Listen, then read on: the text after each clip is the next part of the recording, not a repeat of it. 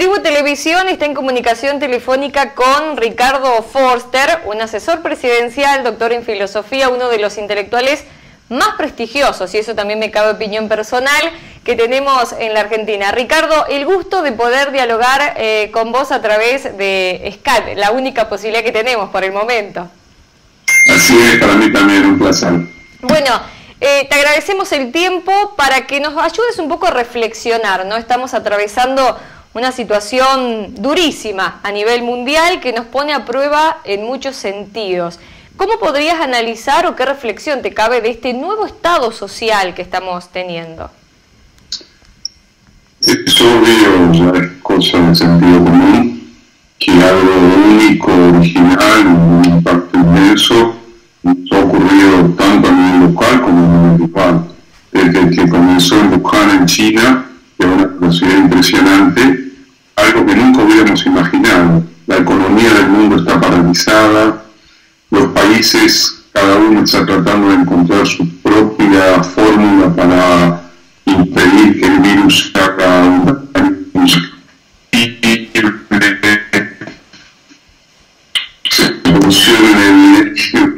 económico, social, parecía que era capaz de llevarse todo por delante y que sin embargo no señalando sus fragilidades, sobre todo el abandono de los sistemas de salud, de financiación, la incapacidad de estados que en algún otro momento tuvieron los recursos para hacer frente a un desafío que requiere de estados muy potentes, con mucha solidez y que se ocupan fundamentalmente de proteger a la sociedad. Es decir, estamos frente a un giro excepcional en nuestra vida cotidiana, en nuestras experiencias personales y obviamente en el interior de nuestra sociedad. No hay nada que permanezca del mismo del día anterior.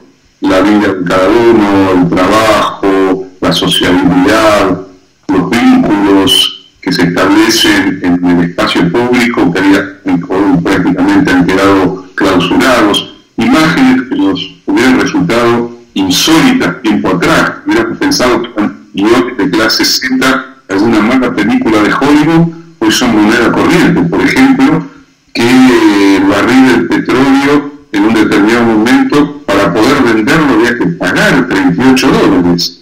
Absurdo, parece un mal chiste.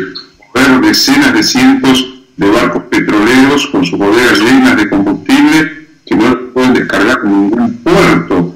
Ese material tan preciado, que el mundo se mueve en función de si sube o baja el precio del barril, parece que hoy no tiene ninguna significación, o que el 60 o más % de la economía global esté parada, que probablemente ha hecho una caída de más de 10 puntos del Producto Bruto a nivel mundial. Hace poco le hicieron un reportaje a Alberto Fernández, nuestro presidente, y Alberto decía algo que poco tiempo atrás no hubiera sido imaginable. Decía, los países más importantes del planeta pasaron años discutiendo cómo hacer frente al calentamiento global, al cambio climático, a la necesidad de cambiar la matriz energética, salir de los combustibles fósiles, los hidrocarburos que producen el dióxido de carbono que destruye la biosfera, e ir hacia energías alternativas. No se pudieron poner de acuerdo porque lo que se decía es que ese cambio iba a generar una caída de 4 puntos en el PDI.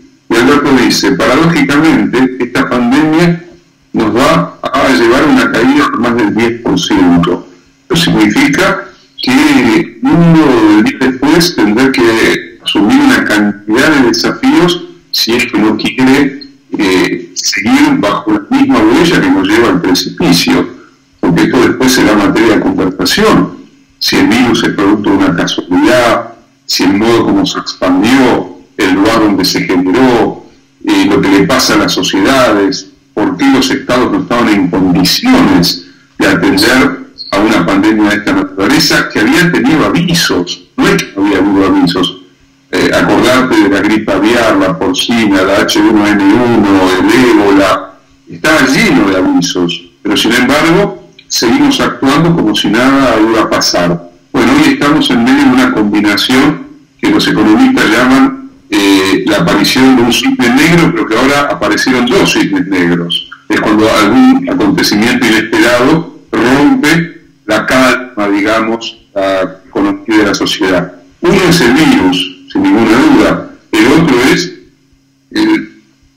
la brutal caída de la economía, impensable. Ve lo que está sucediendo en la principal potencia del planeta, que seguramente salga de esta epidemia ya con una debilidad estructural. Está llegando a casi 30 millones de pedidos de seguro de desempleo y de desocupación, que es superior a la crisis de 30. Bueno, esto simplemente es un poco de lo que nos está sucediendo y que a eso habría que agregarle, obviamente, las experiencias de la vida cotidiana y lo que implica que las economías estén absolutamente paralizadas y que al mismo tiempo, en el caso argentino, el gobierno y el Estado Nacional haya salido a hacer ese trabajo fundamental que durante muchos años no se hizo, es colocar a la salud como centro de una nueva construcción en relación a nuestra propia sociedad. Hablabas de la economía y hablabas de estas consecuencias que hemos tenido en el mundo, en un mundo sumamente capitalista, y hablabas justamente de esta potencia donde es tal vez el centro del capitalismo mundial, y tal vez este paradigma económico y este paradigma que impera desde tantas décadas y años también se note a través de las corrientes neoliberales. Podemos ver lo que sucede en los países neoliberales y cómo lo estamos atravesando aquí en Argentina. ¿Considerás que, bueno, en principio se han, digamos, descubierto las miserias que tiene también este sistema, ¿no? Pero por otro lado, ¿considerás que esto puede cambiar o, no sé, hacer algún cambio, un clic, algo en el sistema neoliberal? No sé, yo creo que el sistema neoliberal funciona en automático. Es decir, el sistema neoliberal no va a cambiar, porque su estructura, su trama más profunda es la reproducción infinita de la búsqueda de más rentabilidad, más ganancias, independientemente de lo que le suceda a las sociedades, a los pueblos o a la naturaleza. Hace 40 años que estamos en manos de un capitalismo depredador, de desposesión sistemática de las riquezas de la mayoría de los países del mundo, y lo hace para profundizar algo que también es absurdo e inédito a nivel de la historia humana, que es una concentración de la riqueza y una desigualdad como nunca antes habíamos conocido. Si lo que está sucediendo nos sirve para imaginar y diseñar otras formas de producción, otros modos de organización de nuestras sociedades, otras maneras de industrializar la relación con la naturaleza, seguramente esta será una pandemia que encontrará rápidamente su continuidad y estaremos envueltos en una catástrofe indescriptible. Creo que este es el límite final de un sistema horrible. Ya en el 2008 el neoliberalismo había mostrado sus límites y recordarás que en ese momento, pese a que en los medios de comunicación, en los grandes debates, se decía que había que cambiar la legislación, el modo como circulaban con absoluta libertad los capitales especulativos a lo largo y ancho del planeta, que el Estado tenía que asumir otra función. Sin embargo, se hizo todo lo contrario y con dineros públicos se salió a rescatar a los bancos responsables de las famosas hipotecas tóxicas, de una enorme estafa que generó una crisis violentísima del sistema de la economía mundo. Se salió de esa crisis como si no se hubiera aprendido nada, más bien todo lo contrario, se siguieron profundizando los mismos mecanismos de financiarización que llevaron a agudizar en extremo una situación económica que ya se venía diciendo, no daba para más, y sin embargo se seguía actuando como si nada sucediera. Tenía que venir, fíjate qué paradoja tremenda, un virus, un bichito invisible que apareció allí en Wuhan, en China, y ese bichito se despliega por el mundo para poner en evidencia lo que es un sistema que, insisto, ha depredado la vida de las sociedades, pero también la vida de la propia naturaleza. Hemos elegido caminos industriales, caminos de generación de riqueza que tienen como consecuencia la desertización, la deforestación, el horror respecto al modo brutal como se trata a los animales para generar alimentos que son la base y esta es una terrible paradoja y tragedia, de la interfaz que permite a un virus de origen animal llegar a los humanos. Bueno, todo esto implica que se desveló lo que estaba velado, que tenemos que pensarlo desde otro lugar y que los organismos internacionales hoy están mudos prácticamente. La Organización Mundial de la Salud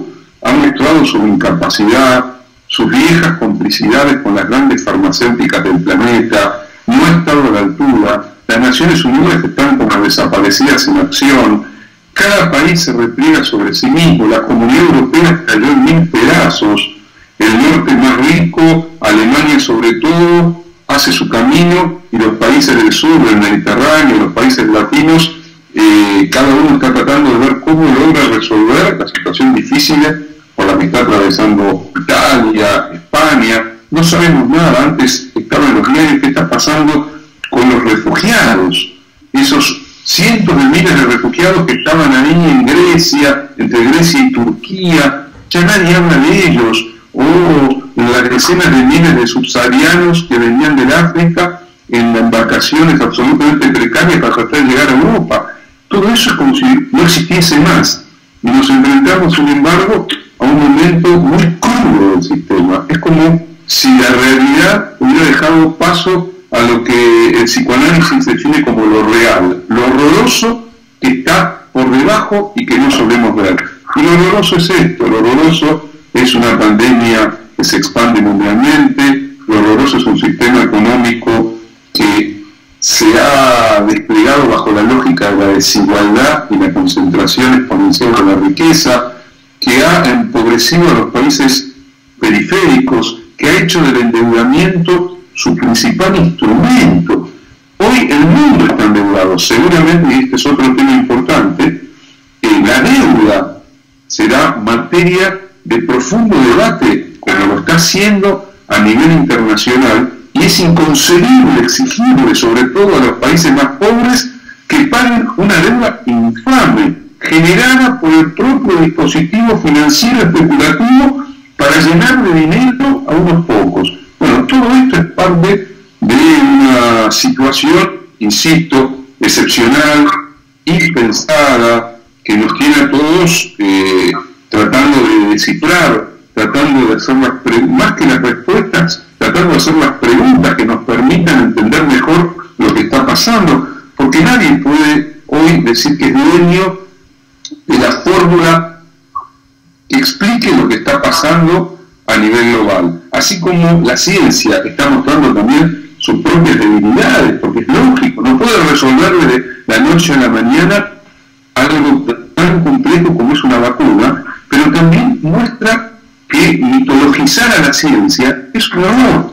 De la misma manera que lo peor que nos podría pasar es que los seres humanos, una vez que termine esto, vayamos como en peregrinación hacia Silicon Valley, ahí donde están las grandes empresas, Google, Facebook, Amazon, toda esa zona de California, para rendirle pleitesía a los nuevos dioses de la época, porque esto también habrá que ponerlo en discusión, las nuevas formas de vigilancia, de disciplinamiento, de control, todo eso está en discusión en un mundo que ojalá el día después no sea igual al día anterior. Es imposible, no podemos volver y no debemos volver, entre comillas, a la normalidad del día anterior. Por eso sería suicidarnos.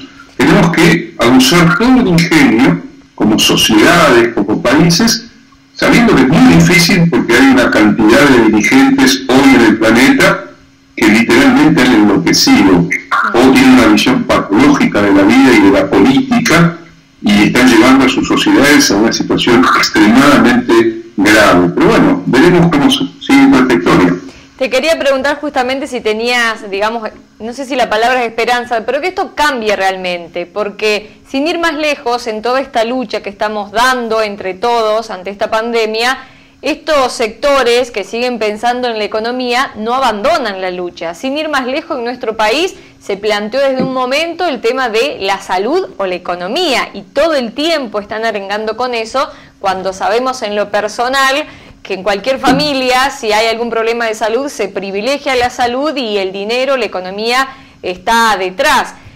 por eso digo, no sé si hay un montón de cosas para cambiar, ojalá que esto sirva, pero el tema es, estos sectores de derecha, estos líderes neoliberales, también son elegidos por los ciudadanos.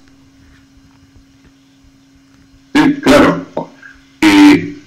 A lo largo de estos años intenté comprender mejor cómo funciona el neoliberalismo, porque me parece que es fundamental para tratar, por lo menos, de ponerlo en cuestión y de encontrar caminos alternativos. El neoliberalismo no es solamente una maquinaria económica, no es un modo de acumulación del capital o una financiarización de la economía, es todo eso, pero es también, y ha sido, una construcción de sentido común, una contrarrevolución cultural, un intento de definir una nueva forma de ser de los seres humanos, ligado al individualismo, la meritocracia, la competencia, el famoso capital humano, cada uno tiene que administrar su propio capital, sociedades fragmentadas, desocializadas, en una suerte de sospecha de todos contra todos, donde yo golpeo una cacerola y por golpear una cacerola ya pienso que el mundo pasa por ese golpe a la cacerola y puedo expresar cualquier cosa. A las 8 de la noche puedo pedir que condenen a muerte a todos los que están en las cárceles y a las 9 de la noche aplaudir a los médicos del sistema de salud cuando defendí a rajatabla el ajuste, defendí la privatización de la salud, defendí el achicamiento del Estado en términos de un Estado que no gaste en los pobres, en los débiles, en qué sé yo, cuántas cosas más. Es una especie de locura cotidiana. El neoliberalismo ha generado esta lógica, ha generado la lógica de sospechar del otro y al mismo tiempo la admiración por modelos económicos que parecían fabulosos, pero que lo que ponían en evidencia era que su propia construcción era el producto de haber borrado literalmente derechos, lo que en algún momento se definió como claves de cualquier Estado social. El ejemplo más cercano para nosotros podría ser Chile. Cuando estalló Chile el año pasado, cuando gran parte del pueblo chileno salió a las calles para decirle basta a más de 40 años de neoliberalismo, recordemos que el neoliberalismo comenzó en Chile de la dictadura pinochetista, cuando Pinochet se encontró con Milton Friedman, el ideólogo, el economista de la escuela de Chicago, y Friedman le vendió el modelo de los Chicago Boys. Ahí, en medio de una dictadura, se inició un laboratorio, la primera experiencia neoliberal. La segunda fue en la Argentina de la dictadura de Videla con Martínez de Oz. El pueblo chileno, después de 40 años de neoliberalismo, porque en democracia también siguió ese mismo modelo, salió a decir basta, porque se encontró que está desnudo. La salud está privatizada, la educación está privatizada, el sistema previsional, las jubilaciones están privatizadas, el agua está completamente, el acceso al agua completamente privatizado. Es decir, todas las esferas de la vida fueron capturadas por la lógica mercantil. Ahora hay presidentes, incluso de origen liberal, como Macron, que dicen: nos hemos dado cuenta que la salud no puede ser un bien transable, no puede ser una mercancía, que la salud tiene que ser un derecho que el Estado tiene que garantizar.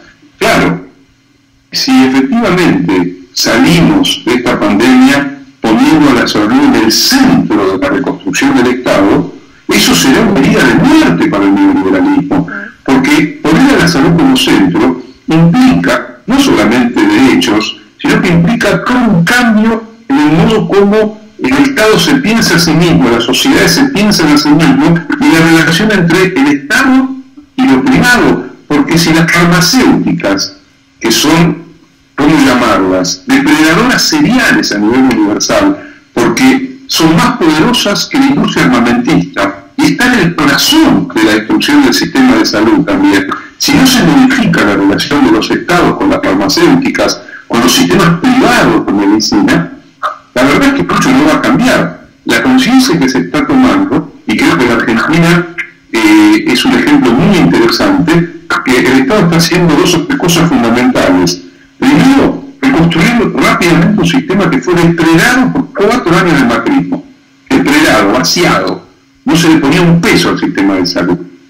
Y al mismo tiempo que hace eso, que construye hospitales de campaña, que aumenta la cantidad de camas, que arregla que algunas fábricas automotrices comiencen a fabricar respiradores, etcétera, etcétera, inyecta una masa de dinero para que sobre todo los sectores más golpeados tengan recursos para atravesar un momento tan difícil como este. Es decir, el Estado por un lado piensa a la salud como un derecho universal que requiere un Estado capaz de poner fondos suficientes para que la salud actúe adecuadamente, y por otro lado vuelve a una función clave del Estado, que es cuidar no a la sociedad en abstracto, cuidar a los más débiles de la sociedad. Entonces lo vemos con la asignación universal, lo vemos también con las categorías del monotributo que están recibiendo la ayuda social, lo vemos con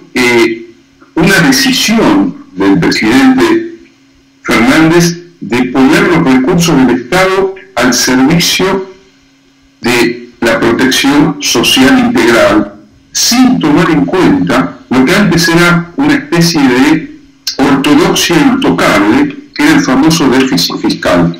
Alberto lo ha dicho muy claro: ni ahora ni mañana podremos seguir pensando la economía bajo el presupuesto del famoso déficit fiscal, porque los estados van a tener que volcar una masa de dinero que ya la están volcando. Lo están haciendo los franceses, los alemanes, los españoles, los italianos. Lo hace Estados Unidos, pero como lo hace Estados Unidos, Trump pone una cantidad inmensa de dinero que se le da a las empresas privadas para que sigan haciendo negocios. Bueno, hay que hacer todo lo contrario. Esa masa de dinero que ponen los estados hay que ponerlo para mejorar la vida de la sociedad y para defender precisamente a la sociedad de la depredación en gran medida de un capitalismo absolutamente enloquecido que está en el corazón de esto que nos está sucediendo. Hay que repensar la sociedad, hay que repensar formas productivas, hay que repensar la producción agropecuaria, por ejemplo. Una de las causas que están por detrás de estas pandemias recurrentes o de los famosos coronavirus es que ha avanzado sistemáticamente el negocio de la industrialización de la naturaleza y de la vida animal, generando deforestaciones masivas. Que hablar de Córdoba, por ejemplo, que ha sido una de las provincias más deforestadas en nombre del gran negocio de la soja. A eso se le agregaron obviamente los agrotóxicos, la siembra directa con todas sus consecuencias, que están ligados también obviamente al problema de los coronavirus y a esto que es la interfaz entre lo animal y lo humano. Las macrogranjas donde se hacinan cientos de miles de gallinas, pollos o cerdos, o las nuevas formas de alimentar a los vacunos, todo eso tiene que ser redefinido. La agricultura tiene que recuperar la producción de la pequeña y mediana producción agrícola, la producción familiar, la producción para generar soberanía alimentaria, para cuidar a la tierra. Porque, ojo, hoy estamos frente al tema del virus, pero un tema central, y que tiene que ver también con el virus, es el calentamiento global. Ya no podemos seguir utilizando el mismo tipo de energía, que para cómo el 20% de la humanidad consume el 80% de la energía que genera la industria energética del planeta. Es decir, unos pocos, una minoría, son en verdad los grandes responsables del daño en la biosfera, del daño ambiental. Y sin embargo la culpa siempre la tienen los países periféricos. Entonces todo esto está en discusión, es un documento único, un poco documento de la vida de una persona, de una sociedad, y menos a nivel planetario, que se enfrente a la posibilidad de abrir de una manera muy potente los libros de la vida. Y me parece que eso es lo que se está abriendo y se están viendo muchas cosas. Yo quiero ser optimista, quiero imaginar que una parte importante de la humanidad aprende que no va a aceptar pasivamente que se haga lo mismo que en el 2008. Hay momentos en que me amargo cuando veo ciertas respuestas de una parte de nuestra sociedad y de otras sociedades, pero me parece que están pasando cosas lo suficientemente significativas como para ponerle una ficha al optimismo. Ricardo, te agradecemos esta comunicación y como siempre es un placer escucharte porque nos hace pensar un poco más y ojalá, como decías vos, todo sirva para algo. Muchísimas gracias. Gracias por comunicarse conmigo. Ricardo Forster hablando con Tribu Televisión.